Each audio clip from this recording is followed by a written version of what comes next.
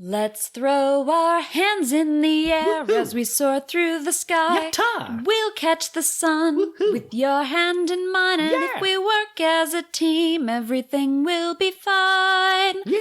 Oh, it's Cure of the What Now? Let's henshin and start the show. Hello, fellow emotionally devastated fans. No, stop crying. We're not even through the intro yet. Of Tropical Rouge PreCure, and welcome to episode 48 of Cure of the What Now? The one show where we want to know what the fuck was that? What was that? What was that episode? God damn, I'm angry. My name is Kat, and I'm angry. Who are you?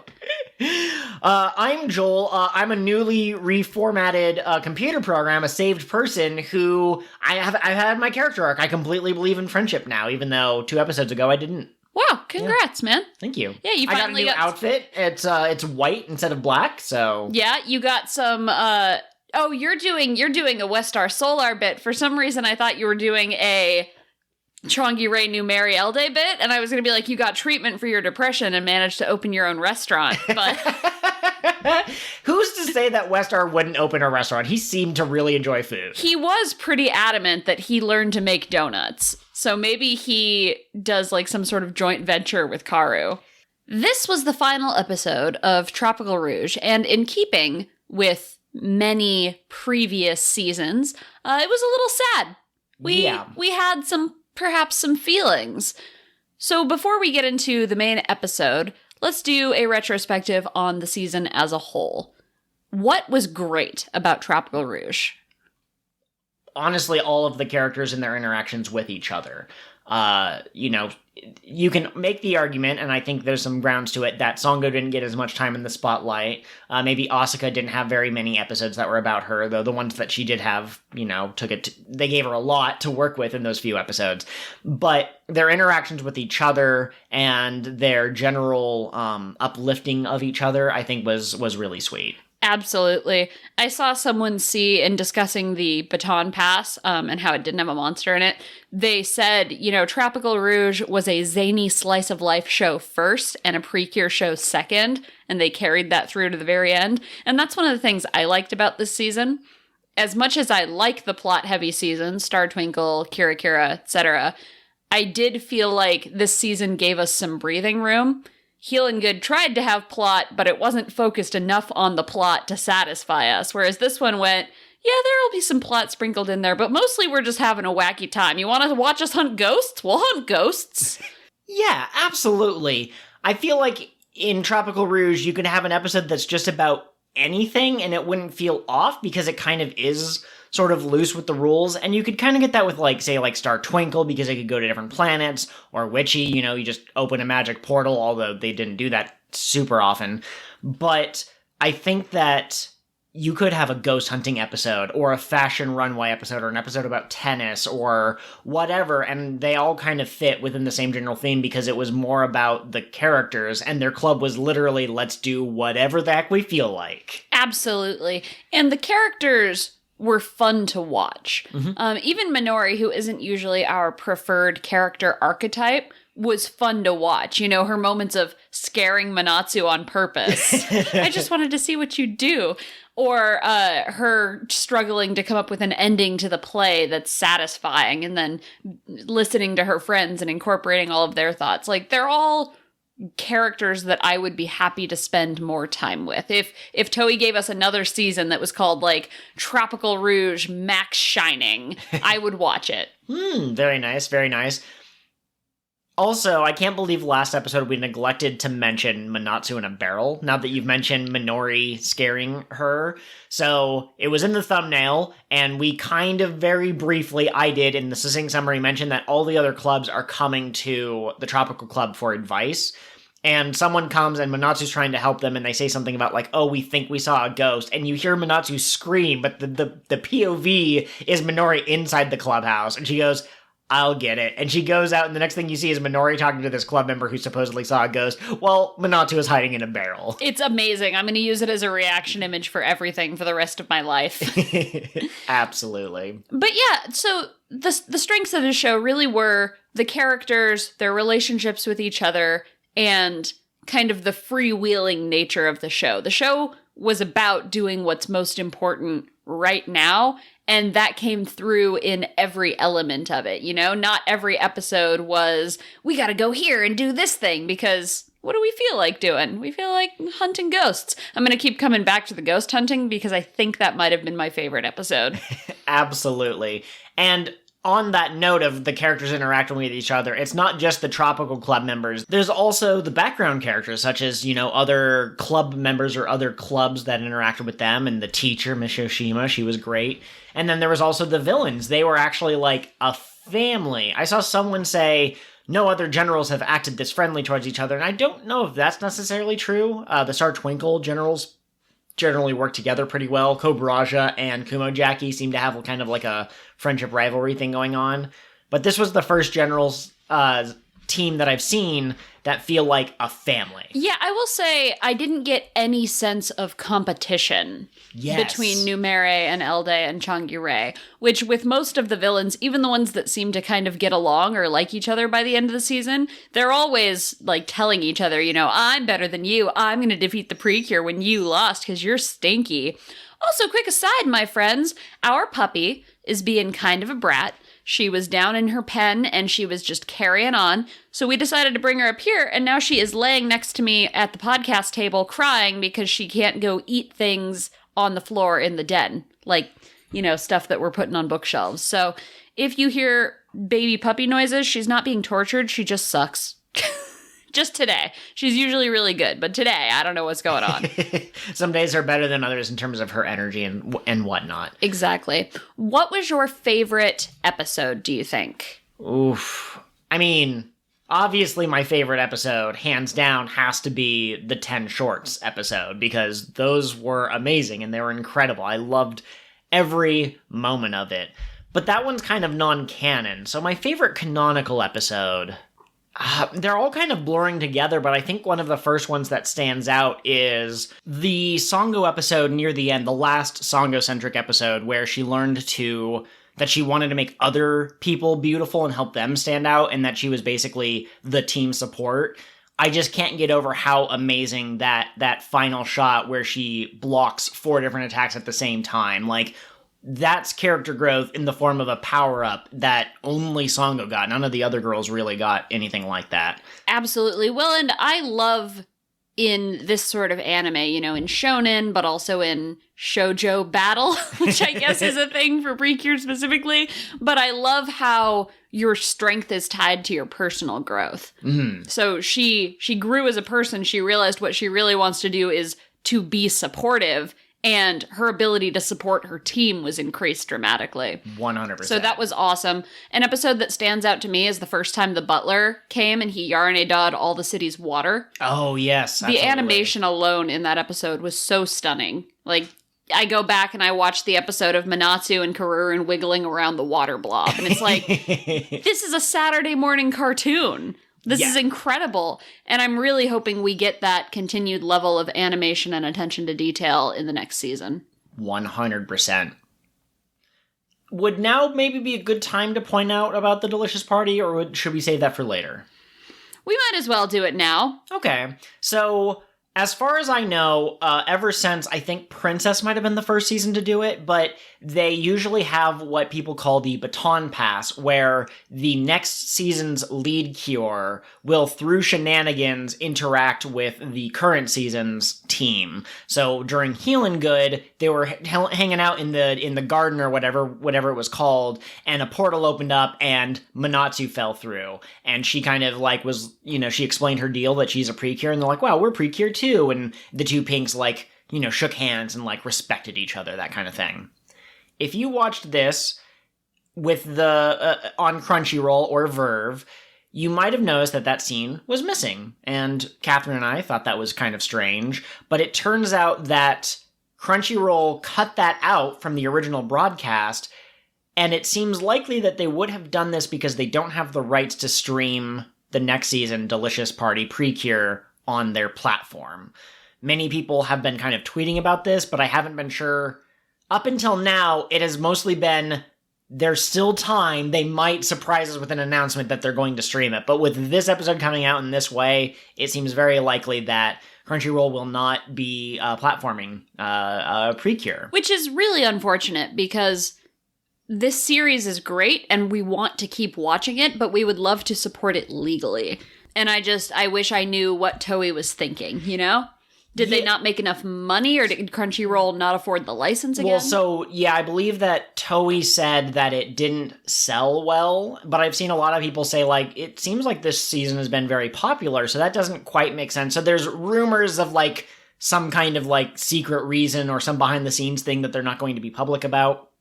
But as far as we know, the facts are, it's probably not going to be on Crunchyroll, and that's basically all we know. Yeah. So that really sucks. Good thing that we know how to sail the open seas here on King of the What now. Yes, exactly. We are going to get on a boat each week and go to Japan and watch the episode there. Naturally. You have been learning Japanese, so you can translate for me. Absolutely. How do you think we've been watching Fresh this whole time, you know? Secret trips over to Japan all the time. Absolutely. Back to Tropical Rouge. What do you think were the weaknesses this season that you would improve if you could do it again? It's funny because you just pointed out the strength of having it be episodic by nature. I think they could have done a little bit more story-heavy stuff earlier in the season. I'm not saying every episode had to advance the plot by one step, but I wish that there had been more clues to, like, memories being erased or the witch being related to the kingdom or whatever. Like, it's okay if your readers guess the twist sometimes, because that means that you've laid the right amount of clues for it. I don't necessarily need there to be more plot, because as we kind of covered, I think that the themes of this season went well with the idea of it being very episodic, but I needed consistent character arcs. Okay. So even if there's not an overarching plot, there should be an overarching arc for each character in a way in which they're growing. And we got a little bit of that, but not really. Like many other seasons, the cures in this show suffered from off-screen syndrome. So when they were off-screen, nothing about their story or their arc continued, which was a problem with, like, Aoi in Kira Kira. So I would have liked to have seen, you know, Sango growing in that outside of her own unique Sango episodes. And I would have liked to see Minori trying new things in the background when it wasn't a Minori episode. I do think the closest we get maybe is Asuka and her relationship with Shiratori not always being front and center in episodes that aren't about Asuka, but I would agree that largely that's true. I guess what I'm saying is that episodic content is fine. I'd prefer, you know, like a serialized story, but, you know, some stories work better as kind of like, you know, separate adventures. If a show, however, what I'm saying is that if a show does have a big plot at the end or a big reveal, a big twist, such as we got here, I think that they backloaded all of their story, and I think that it somewhat suffered for it. I think that if Manatsu had learned about the Witch of Delays' tragic past, in, say, like, episode 41, she'd have a couple of episodes to mull it over and come to a conclusion, whereas this episode, it seems like she struck with an epiphany the moment that she hears about this other person's situation, and I think that that could be tightened up just a little bit. Not a lot, but a little. The pacing in this show was bizarre.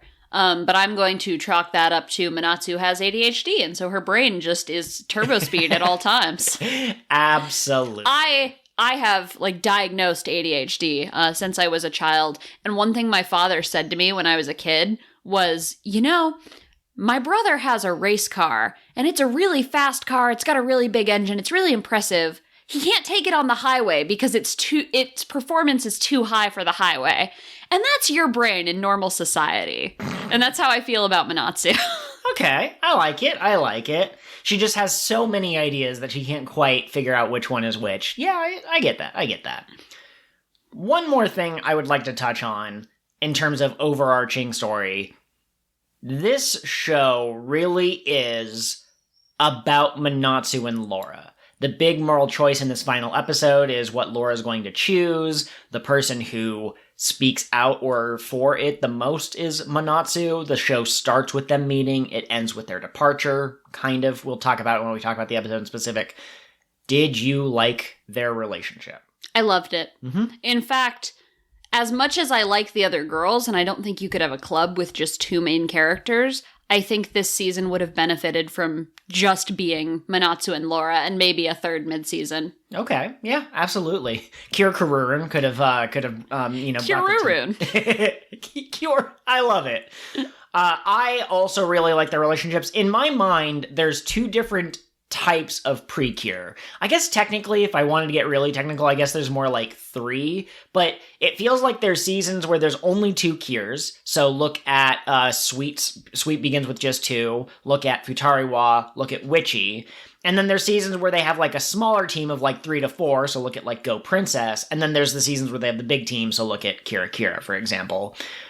And I really like the seasons where it's just the 2 cures if it only focuses on them. So I think what you were just saying is kind of like this season feels like it's a little bit of a mix of those first 2 I was talking about, like 2 cures, but also a small group of cures. But I do really like their relationship. I found the final episode cathartic in a word, and that it was, I believed it, you know. And like you said, it definitely came full circle, the way they started their friendship and ended their friendship. The way it paralleled the Witch of Delays and the, what was her name? Oasis was her cure name, but I couldn't remember her real name. But, Annette, that's it. But I like the fact that there was a dualism there where the bad guy's path kind of reflected the good guy's path, but in a dark twist. Absolutely. None of our good guys got turned to bubbles. Bubbles. Absolutely.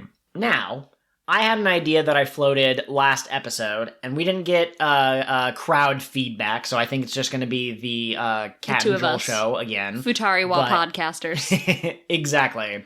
But without further ado, let's get into the first annual PreCure Awards! That's sponsored by right. CotWN. Everybody's looking beautiful in their black tie gala gowns, walking down the red carpet. We see Manatsu. Manatsu, what are you wearing? She says clothes. Manatsu is not a good person to ask. Manatsu.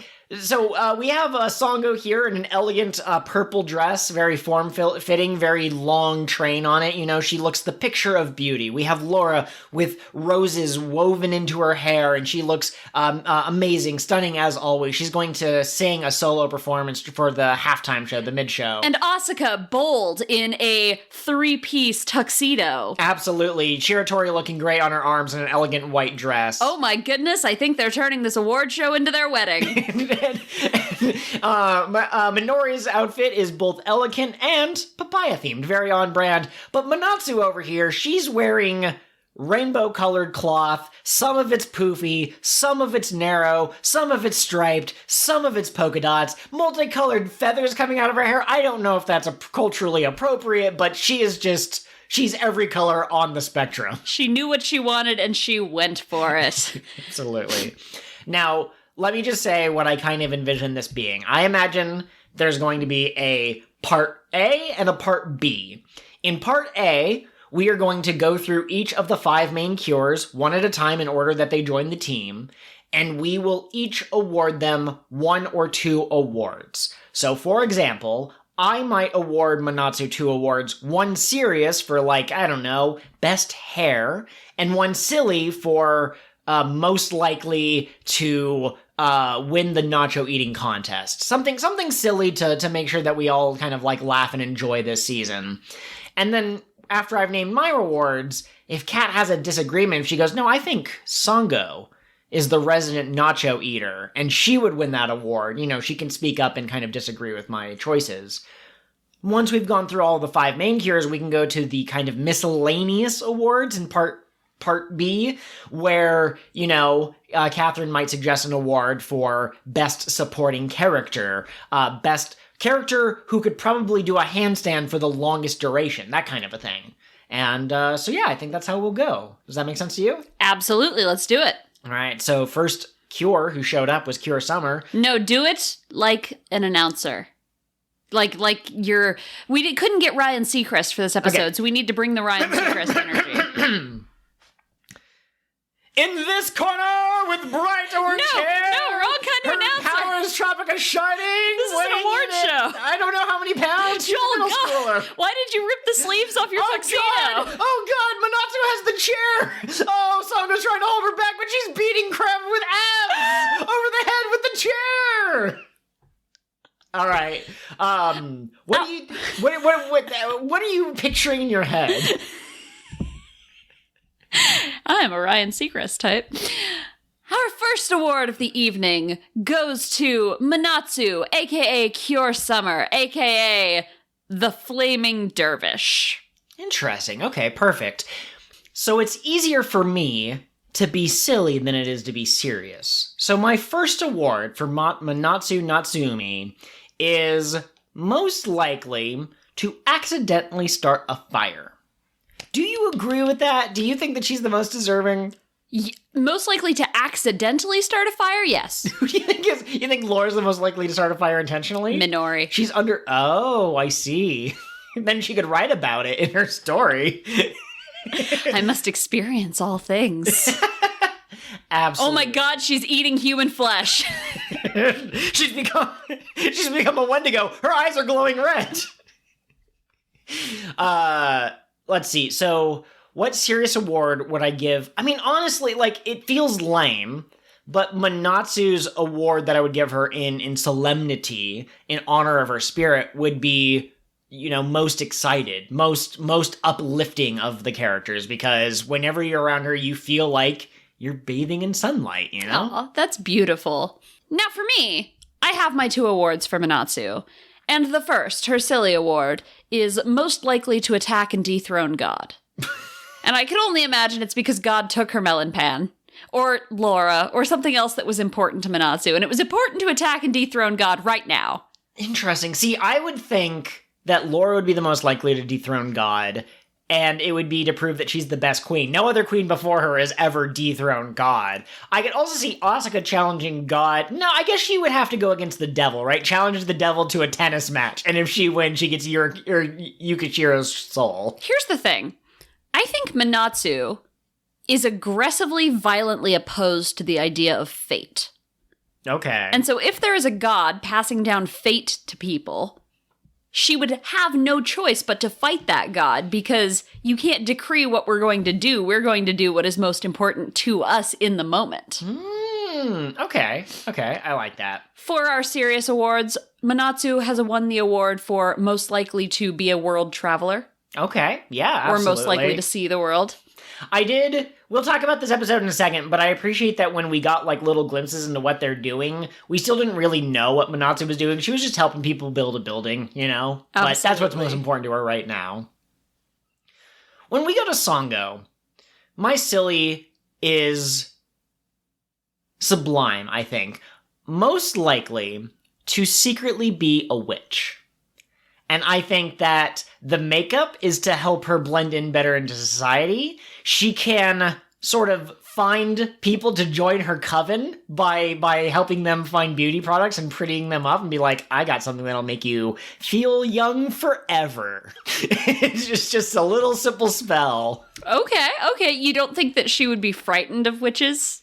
I think that's an act. I think that underneath the sweet exterior lies... a witchy. And there's cute witches, obviously. Maho Sukai PreCure.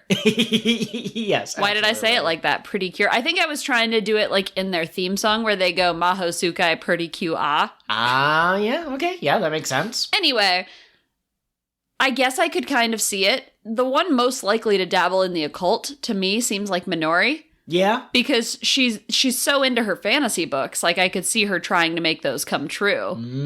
Okay, do you think she would do a Bendy and the Ink Machine? I don't know where that story went, but I assume that it was the person who created it brought it to life or something. Possibly. I also don't remember where that story went. Just that it was spooky. Okay. Now, to give Sango her serious award, this is going to sound like it's a smite? No, what's it called? A snub? Yes, it might sound like I'm snubbing her, but best supporting character. She didn't have a ton of agency outside of the episodes that she was in, but I think that when she was cheering people on, she was a very cute cheerleader. I love Sango. I love her so much. I wish she had gotten more screen time. I mean, honestly, it's purely subjective. If you disagree with me, that's fine. This is just I see a character and I immediately either like them or don't like them. And if I'm kind of lukewarm, I might grow to like them a little bit more, a little bit less. I just latched on to Sango pretty immediately, and I would also give her an award for Best Girl. And I don't have a reason for it. I just think she's cute. Well, you are jumping the gun on some of these awards, my guy.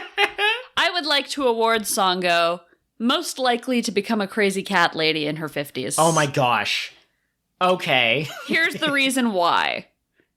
Sango would see a cat, a little kitten limping on the street, and she'd take it home because it's cute and it needs a home. But then she'd see another one, and she'd never be able to turn any of them away because they're all so cute and they all need her help and she has to support them. And oh God, she's got 50 cats. What is she doing? Absolutely. And if anyone was ever like, we could take one of the cats, she'd be like, no, this is Mr. Snuggly. I've had him for 2 weeks. We formed a bond. Also, Sango would look adorable in sweaters. Oh my gosh, she would. With cat fur all over them. The only thing stopping me from being that is being married. Like, if I did not have someone who I knew would be upset if I brought home every cat that I found, our house would be just full of cats, which would not be good for anyone. Not me, not the cats. So thank you, Joel, for being here. Absolutely. Sango has also won the award for cutest PreCure. Oh, very nice. This is not a most likely award. This is just she is and will always be the cutest PreCure there is. Absolutely. Yeah, and I forgot to mention it, but these awards can either be an award for being the absolute best, or they could be the kind of high school superlatives. I think we've had both examples at this point, so. Did your high school do that? Yeah. What did you win? Well, not everyone won something, but I was most likely to invent something useless. Like a podcast. I didn't invent, but yeah, absolutely. I'm just saying, you did it. Good job, man. 100%. So the next person who joined us was Minori, right? Mm-hmm. Yeah, we got Minori next.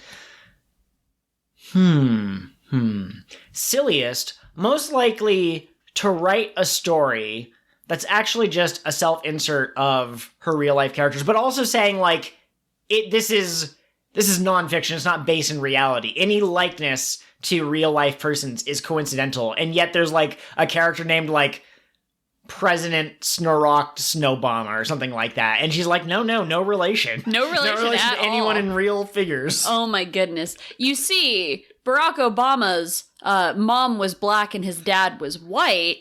President Snorrock Snowsnama, his dad was black and his mom was white. They're different people. Oh, yeah. And they're not in New York. They're just in regular York. Also, I apologize if I got Obama's parents' ethnicities wrong. Just for the sake of the bit, people. Minori. Now, my most serious... I'm going to say, when she grows up, she will be best teacher. If all 5 of the girls were to go into teaching, I think Laura would actually be surprisingly good because she showed a lot of empathy in those first couple of episodes.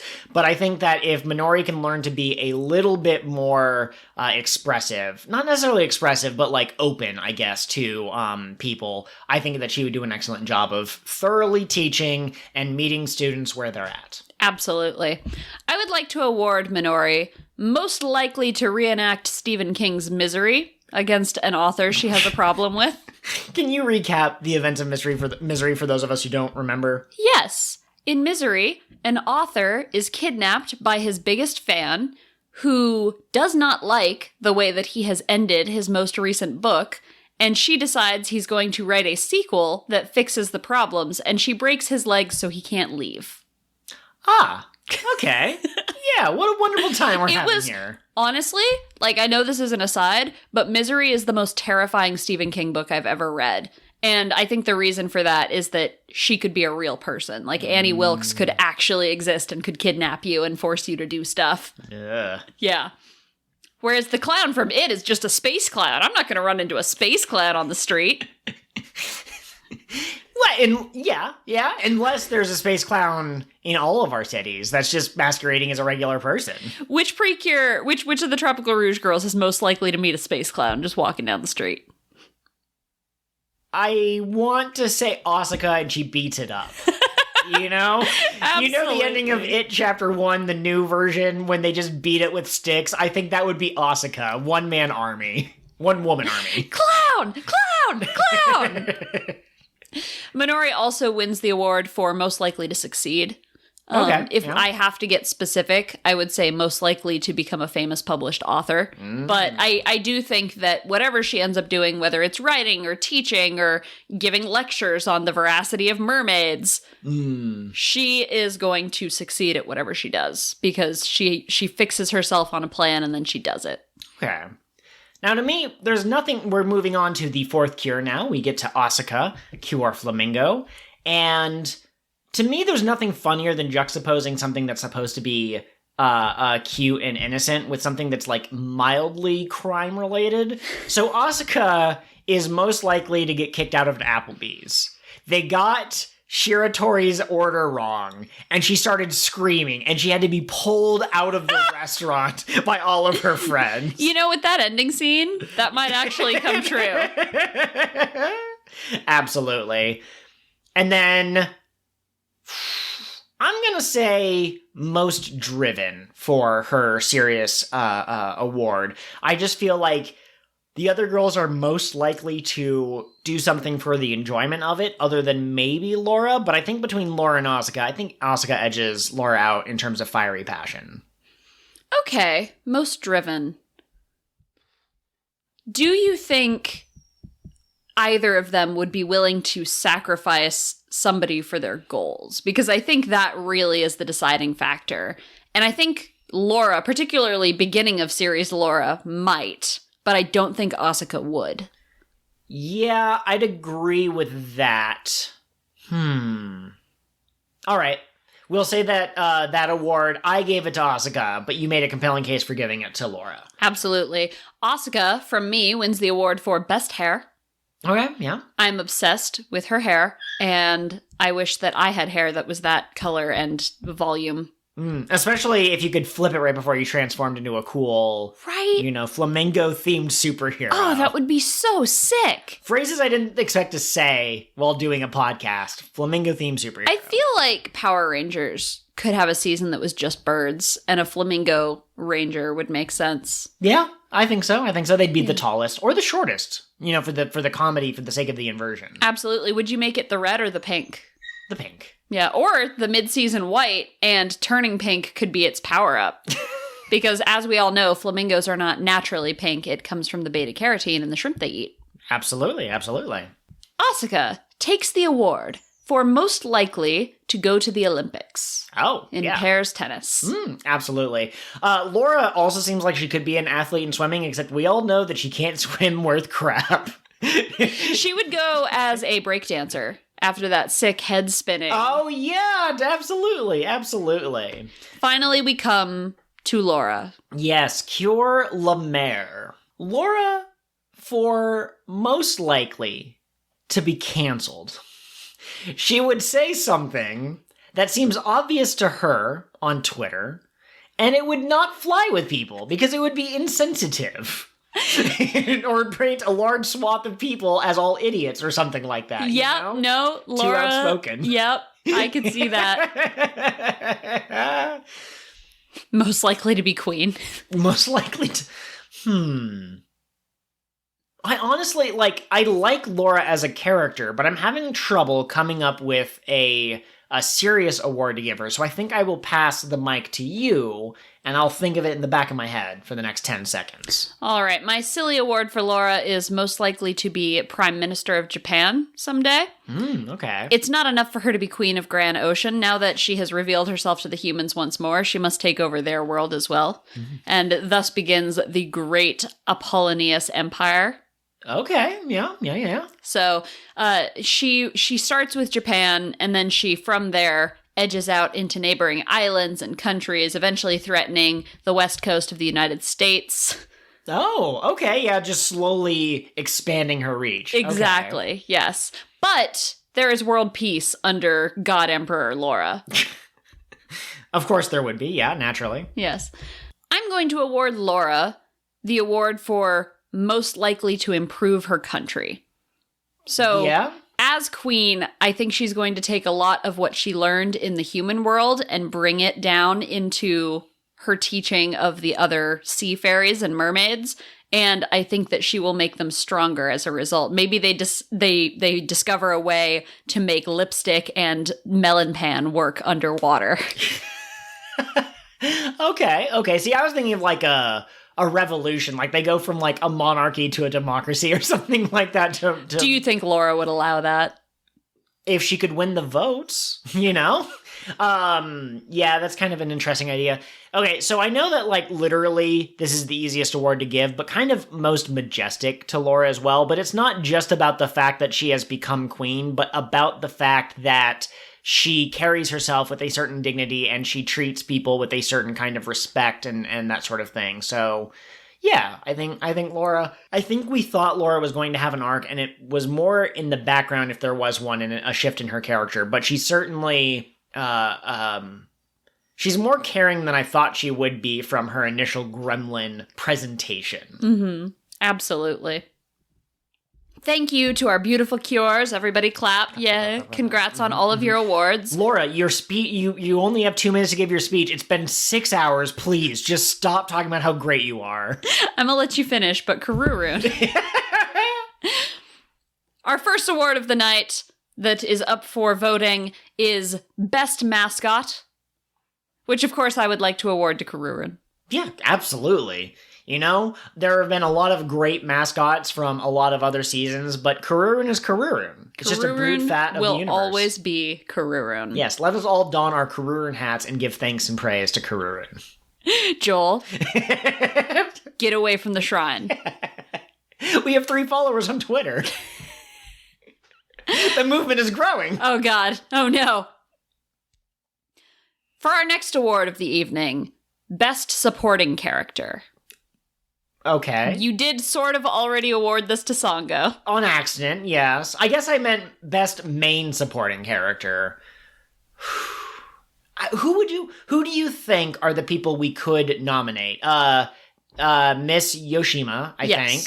You have maybe Shiratori. Yes. Minatsu's mom. Oh, Minatsu's mom, of course, is a great one. You might be able to put Sango's mom up there, I think. You know, she might be eligible for an award. And, the Queen.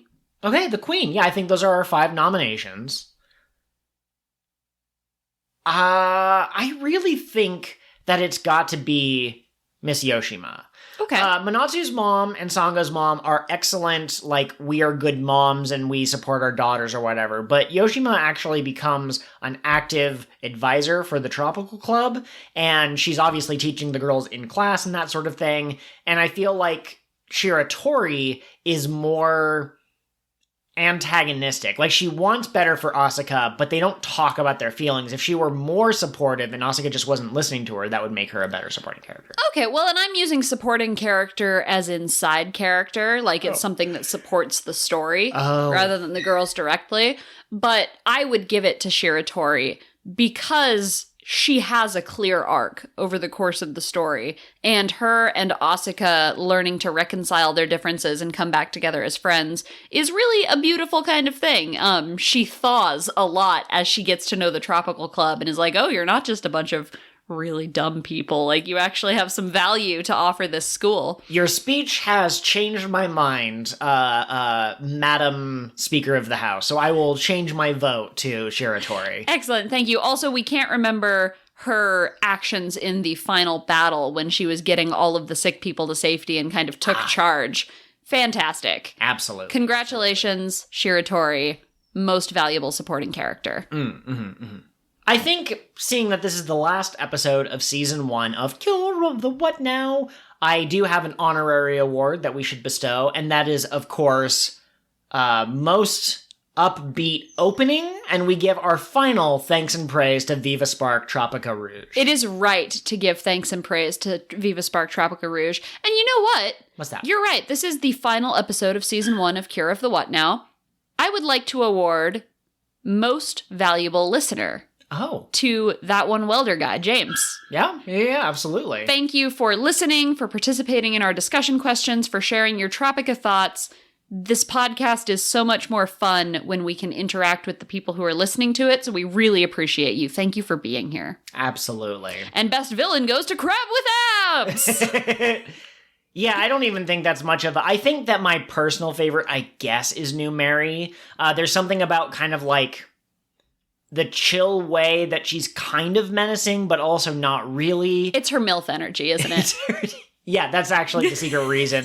But no, Crab with Abs is pretty great, and I think that he had the most obvious turn against the butler. And so that was a fantastic moment for him. And I mean, he's a chef. What's not to like? Absolutely. And I love his final scene where he's just feeding people and having a great time. Yes. Runners up for this award were, of course, the butler, who was very menacing at the end, but sadly could not get it together and turned into a little raisin man. Elde was adorable, but as we have covered before, sometimes that "I'm a child, F you" can edge into annoying. Yeah. So I'm glad she learned to like pirates by the end of the season. Absolutely. And of course, New Mary, you have mentioned already. Powerful MILF energy, wasn't quite as strong as Changi-Ray. Supportive mom to Elda. Do you remember the episode where Elda had to go get motivation power or she'd get kicked out? And Elda was like, or New Mary was like, "Here's some of mine." Like, that was a great moment. That was so cute. Oh my goodness. And that is a great segue into Best Mom. For whom the candidates are Manatsu's mom. Yeah. Sango's mom. Sure. The Queen, who I view as Laura's mom. Yeah. And New Mary. Now, I will argue, I actually think Manatsu's mom is a terrible mom. I don't know about terrible, but like very bland. Like, doesn't really have an impact on any of the episodes I can remember. I'm just thinking about how she didn't raise her own child because her own ambitions were more important to her. And that's fine. You can have ambitions, but like, don't have kids. You just left your child on an island for the first 12 years of her life? With her partner. I mean, it's not like she just, like, chucked Manatsu into the forest Sparta style. Maybe she did. The dad found her. He would go searching for their daughter. That's pretty incredible. I do think for the Elda scene that I already mentioned, I think New Mary kind of wins, because the other moms that we see are nice, but I wouldn't say that they have an impact on interacting with their children the way that New Mary does. Absolutely. Sango's mom almost gets there just because I think that she was the strongest supporter of the Tropica Club. They held a lot of their meetings at her store. She brought the melon pan a lot of the time.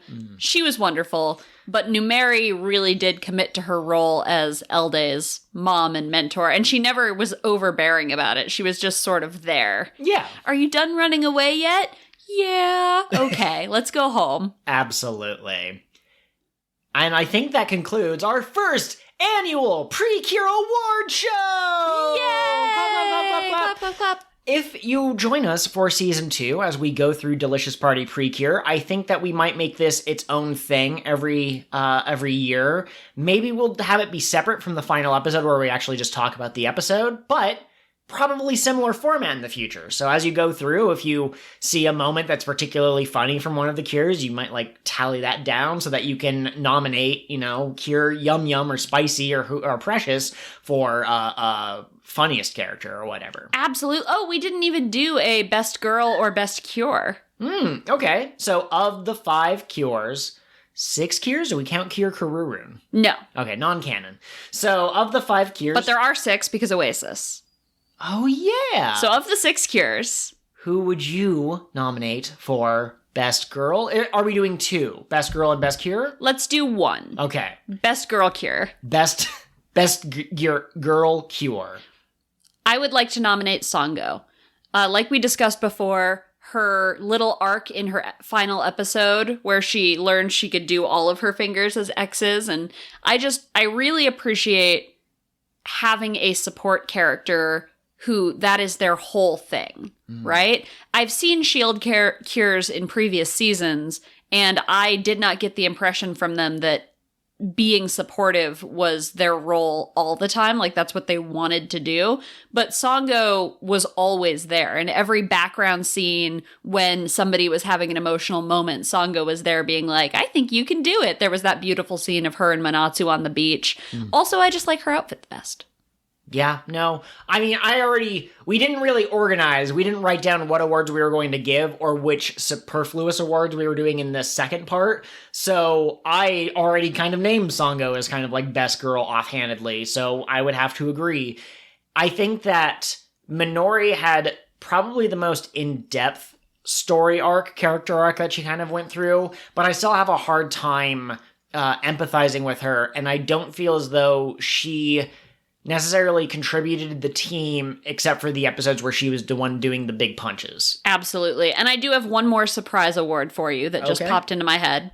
Of the 4 seasons of PreCure we watched, Tropical Rouge, Futari-wa, Fresh, and Kira, to which would you award favorite season? That is a very hard question. As I outlined in the last episode, Futari-wa is out of the running for me, but Kira and Fresh and Tropical Rouge are all great in different ways. If you made me choose, you were going to chop off my hand if I didn't pick in the next 5 seconds, I think I'd give it to Kira. But Fresh is so good. So Fresh would be my second pick, and Tropical Rouge would be my third, even though I love Tropical Rouge. This is really hard for me as well, because I love all 3 of those seasons. Futari-wa, thank you for applying. We do not have any openings that meet your qualifications at this time, but try again next year. But I really, really love the story arcs in Kira. I really love the character relationships and the villains in Fresh. And I really love the zany, colorful energy and the animation of Tropical Rouge. So it's very hard to pick. But if I'm going off of what would I rewatch as like comfort popcorn food if I were feeling sad, I have to give it to Fresh. Something about love, I imprinted on her like a baby goose, and I can never let her go. Her and Westar. Yeah, okay, yeah, absolutely. I would say that there's some episodes of Kira that I think would be more my comfort food than Fresh, but Fresh has some great ones too. Don't make me choose between my babies. Absolutely. And that officially wraps up our first ever Cure of the What Now award show. Next year, maybe we'll formalize this a little bit and send out like a Google poll, and you can fill in options or you can vote for options. That'd be cool. Absolutely, yeah. So, I have a succinct summary for you. Just arrived in the mail. Oh, wow. For episode 46 of Tropical Rouge PreCure. We can crack that bad boy open if you can sing the letter song. It's time for letters. Some letters. No, wrong song. We got them right here, right now. We're about to read letters. What's the sing summary? Okay. Succinct summary. Like those Chia Pet commercials. They tell you not to explain your jokes, but I think that makes it funnier. So the episode opens up with the girls transforming, and you're confused for a moment, and then they're just kind of sitting in the tropical club being like, was there a reason to transform? And then Manatsu gets hit in the head with a giant melon pan bread, or maybe it's a pillow in the shape of a melon pan. She wakes up, and now we're back to where we were last episode with her overhearing Laura be given this choice. The next day, Manatsu accidentally says something about like, yeah, this won't affect your choice that you make, Laura, and everyone goes, choice that Laura has to make? Laura explains her choice. They all kind of look at her, and they go, well, we know how important being queen is, and she goes, yeah, I think I'm gonna head out. And they're all very sad, but they decide to support her. Manatsu, notably, is really cheerful and encouraging. Yeah. Through all this. Yeah. She's like, dude, it's what's most important to you. This is awesome. They start doing their play, which Laura has requested they change the ending from they all remain friends forever to why can't Rosalia, my character, leave and announce that she's become queen? And everyone's like, yeah, it's your choice. Yeah. And Manatsu starts to look a little frustrated, a little teary-eyed. And then during the final scene, when Laura's like, I must go, I'm going to become queen, Manatsu just full-on glomps Laura, starts crying, shouts like, please don't go, Laura. That's not the name of her character. Her character is Rosalia. She's breaking character. I want to sleep in the same bed with you every night. Yeah, So don't read any context into that. But it's really sad. And then I think Laura just basically says, we'll still be friends even if I leave. And then I won't. Goes, okay. I won't let you forget. She gets frustrated that it's not going according to script and Manatsu's messing up the play. And that makes Manatsu laugh hard enough that it kind of shakes her out of it. Oh yeah, she like knocks the lighthouse on top of Laura, and then when she's like, I'll help you, Laura, she drops it on her again, and that kind of snaps her out of it. And then Laura reveals to everyone, look, I'm a mermaid, touch my tail. Yes, everyone loses their mind at the mermaid reveal. She goes into the ocean, and then we basically get the end of the series where we see, Asuka's doing tennis, Minori is writing with a giant pencil. I don't know why she needs a pencil that big. So big. Songo is doing makeup at the Pretty Holic store with her mom. Manatsu's helping build an expansion to the Tropica Clubhouse because I guess they're going to get more members next year and that sort of thing. But Laura, teaching the other mermaids about human feet and fingers and stuff like that. I think we got out of order a little bit because that end credit stuff happens after what you're about to say Laura does. Oops. That's okay. Okay. So Laura is down in the Grand Ocean studying. She notices some lipstick has written, Manatsu gives Laura the lipstick from the very first episode of the show. Remember when makeup was going to supposedly be a big part of this season? So she gives the makeup to Laura and says, or the lipstick to Laura and says, hey, use this to remember me or whatever, or keep it as a souvenir even if you forget us because they're going to do the memory wipe. Laura goes down into the ocean. She's sitting there one day after her memory has been wiped and she sees she has written in lipstick, go see the witch. And she goes, okay. So she asks the queen if she can go out for a minute to see the human world. And the queen's like, yeah, just so long as you're not seen by anyone. And before she goes to the witch and she's like, what happened? And they're like, oh, you came by earlier and said if you ever come back and ask us why you're here, we should tell you that you got your memories erased, girl. And also go up to the surface because that's where your girlfriend is waiting for you. And Laura goes, okay. And she goes up and she arrives on the beach from the first episode, the cove, and Manatsu's there. And Manatsu's like, whoa, are you a mermaid? And Laura's like, I am. You don't know who I am? You must not be the girl I'm looking for. And Manatsu's like, come on, Laura, I know exactly who you are. And then they both go, whoa, we know each other's names. And then the memory machine explodes and everyone gets their memories back. The bubble pictures from the aquapot overload the memory machine. Yes. Which I think means that all of the humans at the school know about mermaids again. Yes, I think that would be the implication. Manatsu's scene where she's crying was emotionally devastating, but something that didn't hit me as devastating until someone else on Twitter pointed it out is that night as she's laying in bed, she reaches out for where Laura's hand would have been, and she says, don't go, Laura, in her sleep, and then she forgets. Aww. Yeah, so they just, they do a sucker punch on our feels, because this season so far has not really had as much, not as much despair, I suppose is the word, as other seasons. Yeah, we never really had the despair moment, did we? No, not the same way that we get in other seasons. There was no Haruka walking without any emotions through the town. We had the episode where Summer lost her motivation, right, in the water episode with the butler, but that was way earlier in the season, not at the appropriate penultimate, moment or whatever, the 11th hour. Absolutely. Did you like this episode? I liked it a lot, and it got me really teary-eyed, although I normally don't particularly enjoy the bittersweet ending to shows, even though I figured they were going to find some way around the memory machine. But how about you?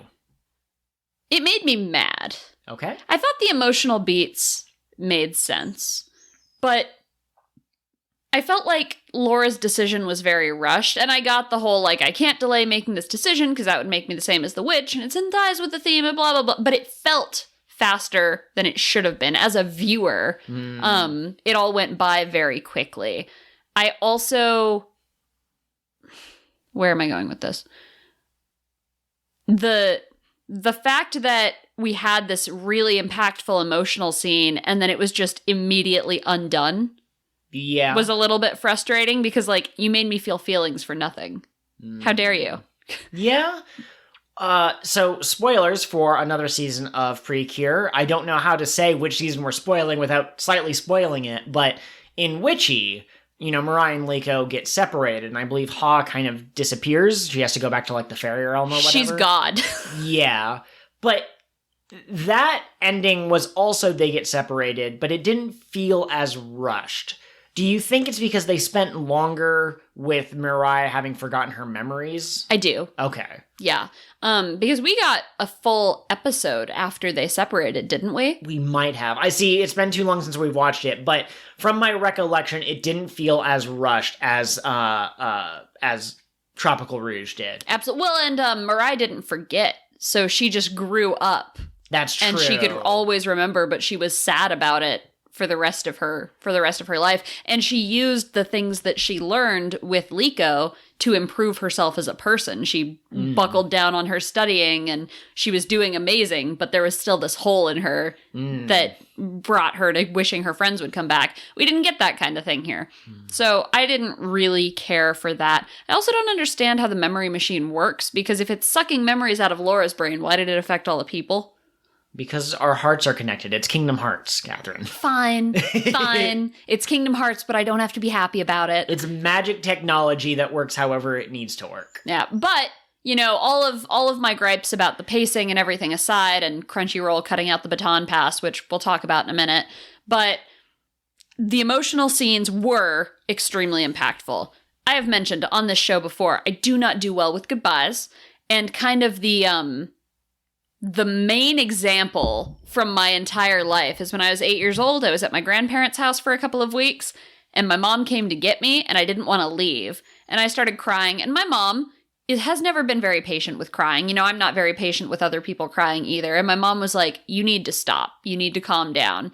And I escalated into a full-on, like, hysterical fit, just losing my mind. And I cried so hard that I threw up all over my mom's car and all over myself.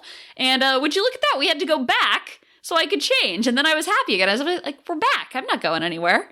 Oh, goodness. And then I still had to leave. A tactical victory and emotional warfare against your own mother. It wasn't intentional. But so goodbyes like this hit me very hard. So I did get a little teary. I was proud of myself because I did not actually start crying. Crying is valid and whatever if you do it. I don't like to. Very therapist of you, you know, crying or whatever, get it out of here, not in front of me, but it's okay. I am a behavioral therapist, so I'm all about managing yourself. Okay. Yeah, I don't know what to say. The ending was impactful, and they wrote a darn good story. Again, though, there's just certain parts of the plot that feels like it was a little rushed. Absolutely. I alluded to this a little bit earlier, but I adore the way that they did not show you what they're doing way off in the future like they do in other seasons, because what's important in this season is doing things right now. It's the here and now. And so they didn't show you what they're doing in 50 years because that doesn't matter. They showed you what they're doing tomorrow. Yes. I also really liked the little flashes we got. Asuka trying to bully her tennis coach and Shiratori holding her back was hilarious. Yes, absolutely. So what was up with Minori's pencil? Why was it such a big pencil? I don't know. Maybe she invented an enlargement ray, the opposite of a shrink ray, and the pencil was the first, and she was writing down what she'd found. She's actually doing a hard left turn into science instead of being an author. Okay, I have a quick aside. We had STEM for a while, talking about the importance of STEM in education, science, technology, engineering, and math. Yeah. And then somebody was like, well, we should include the arts, so science, technology, engineering, arts, and math. No, the whole point of STEM was to focus on math stuff. We already were focused on the arts. That's why we were falling behind on math. Anyway, that's just... I'm just going to tuck this soapbox underneath the desk. We're going to put it away for now. Maybe you could have it next season of Cure of the What Now? The only show where we know we are talking about PreCure right now. Let's talk about the baton pass. Yeah. So the version that we found was no English subtitles. It was just, raw Japanese.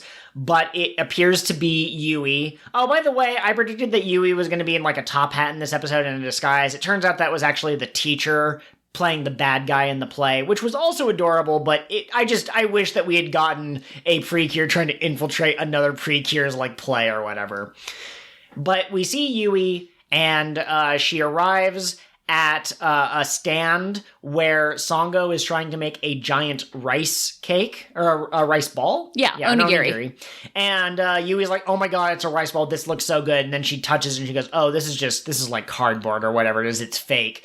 And then Manatsu pops out from the barrel and she's just like, hello there, I'm Manatsu, what's your name? Yeah, and they set her down and they give her some makeup, points on how to look even prettier. And then it shows Cure Summer and Cure... Oh, no, it doesn't actually show them transform, does it? It does not. But Yui says, like, I gotta go. Kome is alerting me to stuff. And she leaves, and we see Cure Precious, and she winks, and she's precious. Yes, absolutely. And then, in the version of the credit song that we didn't get, thanks, Crunchyroll, they sing and dance together.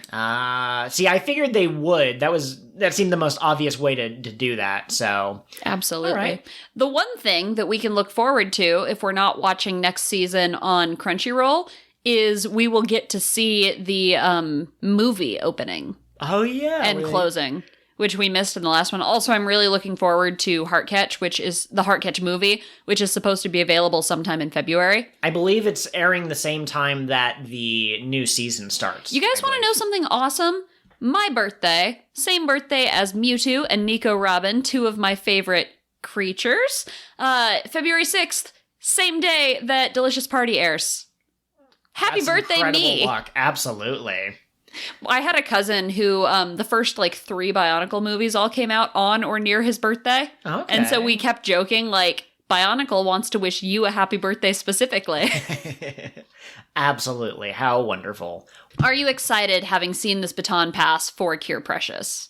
Yeah, absolutely. I'm very excited to see her in her own environment. She definitely seemed a little overwhelmed by the Genki energy of our girls. So I'm curious to see cuz she had some of that herself. She tried to eat a rice ball that she walked up to without talking to anybody first. She was like, "I need this." But I'm excited to see where they take her character. That said, let's move on to Fresh PreCure, which we also saw the finale for. Yes, we watched the last 3 episodes, 48, 49, and 50. We watched these about a week ago, immediately after recording the last episode of the podcast, so I can't remember exactly where each episode cleanly cuts off, but...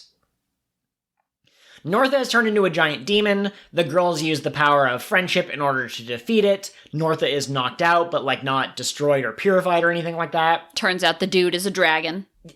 Sorry, I got excited. Yeah, So there's another guy who's been around. He's the advisor to Mobius. Klein. Named as Klein. We've never seen him fight, and we've never had any indication that he can fight, but he suddenly appears, transforms into a Dragon Ball Z looking dragon dude, like a dragon born, right? He's still upright on 2 legs. He quickly takes out the PreCure. They're about to get up and start fighting him when Northa wakes up from her unconscious state and goes, "Hey, why don't we fuse together and become an even more terrifying monster?" And Klein goes, "All right with me." And they fuse into an even more Dragon Ball Z looking monster who just starts beating the crap out of the girls. And at one point, some debris falls and is about to crush the citizens of Labyrinth. And the PreCure saves some of them and then run off. Tart was in danger, and a mysterious figure protects him from the falling rubble, and you go, who could that be? Who could it be? Who could it be? It's Westar and Solar. Yay, boys! So I thought that because everything in here looked like, a microchip, I thought maybe the characters were programs, and I thought that maybe there was just a Westar.backup or something that got booted up, and it didn't have its memories. But actually, this is the same Westar and Solar. Chiffon could sense them in the delete hole and saved them and gave them new outfits. Not sure why. And they have decided that they're going to join the PreCure and help protect Tart and Azukina and see if they can fight against the bad guys as well.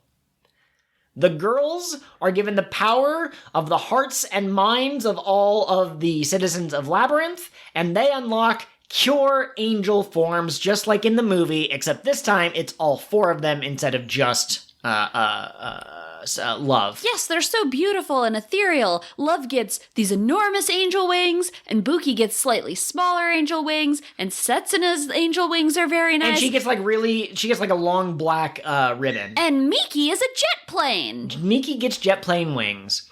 We don't know why. I found a post from many years ago, when the episodes were airing, about how it might be a Gundam reference. That wouldn't surprise me, but why is Miki the only one who gets the Gundam wings? And anyways, so they are able to defeat this fusion creature, which I believe I saw somewhere was called Norzian or something like that. It doesn't matter. They defeat it. They go up. They're going to fight Mobius.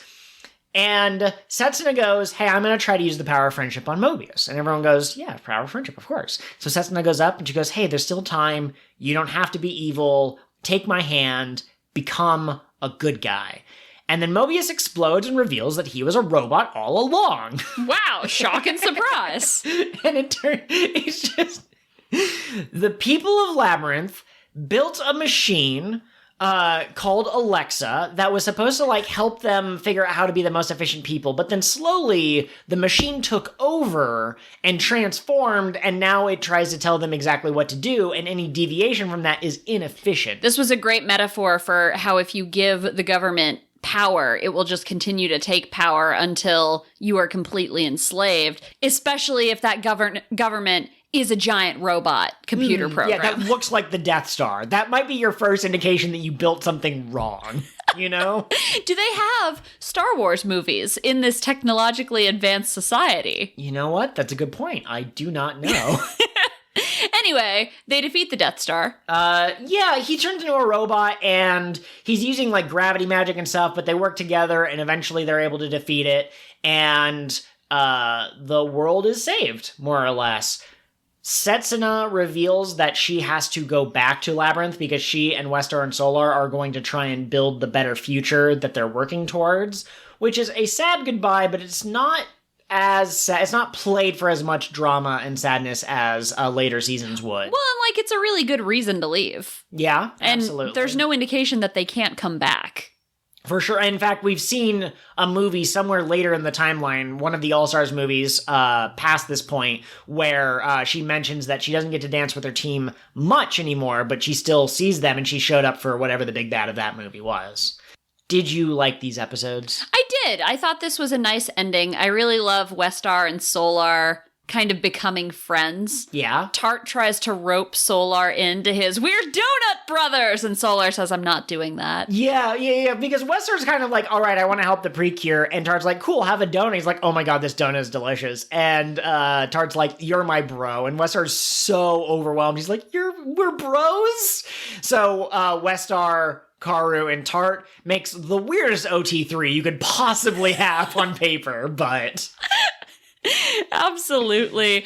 We didn't really get a lot of resolution around Chiffon. This was before PreCure started showing you what the girls did when they grew up. So we got a flash of Miki continuing to be a model and be perfect, essentially. And Buki is working at her parents' clinic. It kind of looks like Buki's yelling at the dog. It's the funniest thing. I hope that it makes it into the thumbnail because it just looks like they're shouting at each other. Absolutely. But Love is just kind of going to school. So... not the most, like, it doesn't tell us the most, but it was very cute.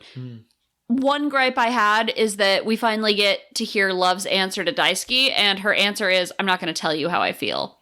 That doesn't make any gosh dang sense for Love's character. Maybe she's embarrassed. So my reading of it, and my assumption, but you're right that it doesn't quite make sense, is I think that she wants Daisuke to... be more assertive in pursuing her or something, but like ask her out on a date rather than just saying like, I love you. But it certainly was weird, and it feels like they did that just so that we could draw our own conclusions as to what was going to happen. But like, I think it's clear that, you know, she does respect him, so I don't know why she... I mean, you can respect someone and really care for them as a friend and not be willing to like see if you have any romantic chemistry. But to me, it just, like, as an outsider view, like, just go on a date with a guy. See if it works out. Go do a little smooching. So those were my main gripes, but I love Cure Angel. I think it's my favorite super form I've ever seen in any season so far. I also really love that the whole point of this season is getting your happiness, right? And the final kind of philosophical conflict between the girls and Mobius is... well, chasing your happiness introduces failure, which introduces sadness. So you're getting the opposite of what you want by reaching for what you want. But the girls say no. It makes you stronger. Yes, We're going to do it. We also find out that Northa is an onion.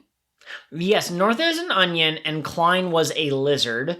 And I think that's why they weren't purified, like why they weren't able to turn to the side of good, because they don't have the concept of good and evil to begin with, but that was weird, and I'm not sure why, you know? Absolutely. Also, I went looking, and there's only like 3 Solar Westar fanfics out there on AO3, so, you know, there's opportunity there, is all I'm saying. I will say, there's so many great pictures, it's hard to tell what's going to go in the thumbnail, but one of my favorite ones is, like you mentioned, Tart says, why don't the 4 of us become donut bros? And Solar's response is like, leave me out of this, or something like that.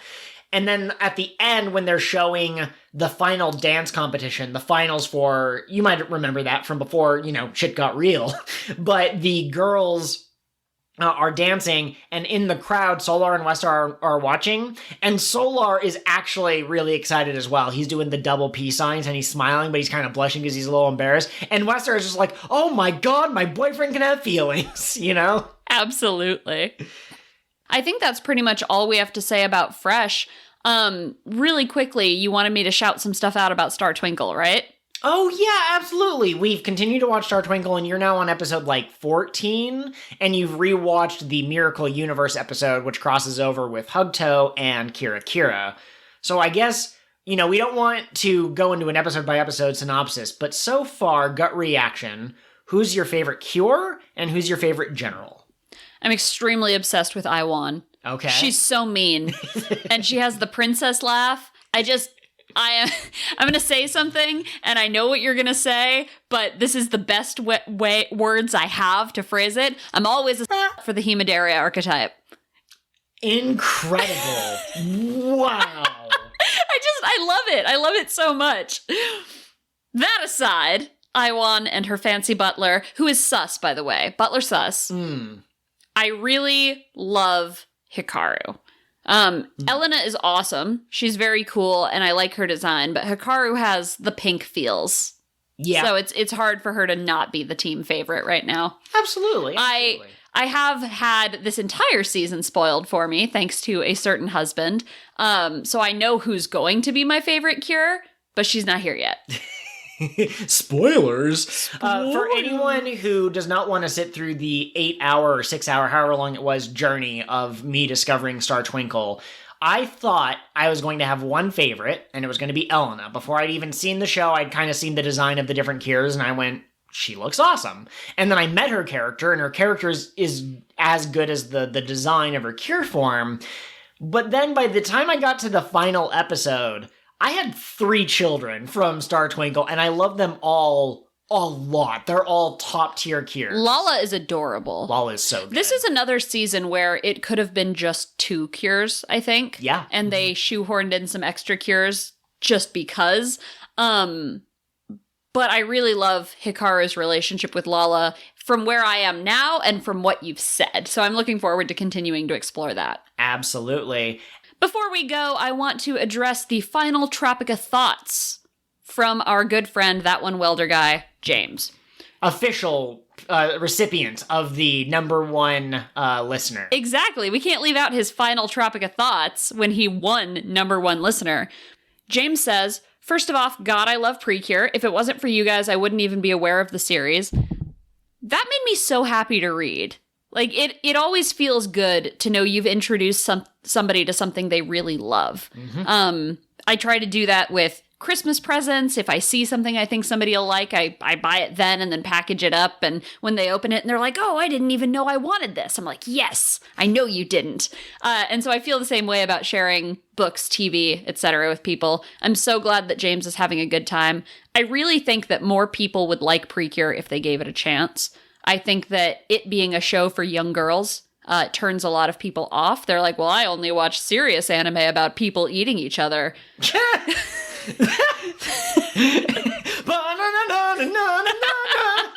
man, I wasn't referencing any particularly relevant recent anime here.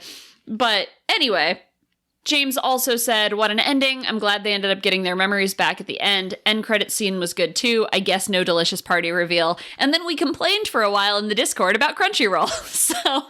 Absolutely. Absolutely. But we're all looking forward to Delicious Party. I would die for Kome Kome, and I think you all would too. Yeah, absolutely. And that's it. Thanks, guys. Join us in season 2 of Cure of the What Now? And that has been your final thought. Outro goes here. Thanks for joining us for season 1. We had a great time and we love you. Absolutely. Bye, everyone. Oh, let's talk about season 2 plans really quick. This is like a post-credit stings where Nick Fury walks and goes, "What PreCure seasons are you watching?" Absolutely. So I have a couple of plans. We want to continue to eat our vegetables and watch the older seasons of PreCure that maybe we wouldn't want to watch if not for there being a podcast where we record our thoughts. So that will be Futari Wa Max Heart. We will also be watching the new season as it comes out, clearly. And then we also are going to be doing a for fun season that we are really excited about, and that's Sweet PreCure. Sweet, sweet, pretty cute. Ah! If you follow us on Twitter, or you see the Reddit post, or you're in the Discord, you will know that I've been creating sticker sheets. And generally what that means is I go through an episode of PreCure, I take a screenshot of anything that is funny or interesting or powerful as a character moment. I also try to get a picture of the monster of the week so I can make just a sheet of all the monsters. And then I do some, photo editing magic in order to give them all transparent backgrounds and stick them on a single file so I can say, these are all the images that I enjoyed from Fresh PreCure episode 13. Doing all of that, in addition to the podcast editing, in addition to being a dog father, in addition to working a full-time job, is a lot. So what I'm going to do for season 2 is I will only make the sticker sheet for a single episode of the 3 series. One for Delicious, one for Max Heart, one for Sweet. If Max Heart or Sweet get so good that we binge 3 episodes, we watch more than our allotted one, I will still only make one sticker sheet, and I'll put the other ones on a to-do list that I'll get to sometime down the line. But that way, there's a less of a burden on me, I suppose. Absolutely. This is a podcast we do for fun, and damaging our mental health for a fun hobby is a silly thing to do. Yeah, so we're just absolutely. going to keep having a good time. Once again, thank you for listening. What a shining episode of Cure of the What Now! Thanks for being our Nakama. Thank you as always for your support. If you could, very kindly, be sure to like or share this with any of your friends. Let them know that we're always open to suggestions or thoughts about any particular episode. And please take a moment to rate and review us on wherever you get our podcast from. Except for YouTube. You can't rate and review us on YouTube, but you can like and subscribe. Absolutely. If you like what we're doing, even just a comment that says keep up the great work is always helpful for brightening our day. Absolutely. Joel, where can our fine listeners find you if they want more of you? Absolutely. The best way to get in touch with us is to go onto Twitter and find us at KotWN_pod. That's where we're most active. But of course, we also have a Gmail. That's KingOfTheWhatPod@gmail.com. You can also find me at Pirate Ghost Host. She is much more prolific than I am, but not all of her content is necessarily about the podcast, whereas the other one tries to focus more on the show. You like our sticker sheets? Joel's got sticker sheets for you. And that has been your Tropica outro. Do-do-do-do. You'll be dancing with me today.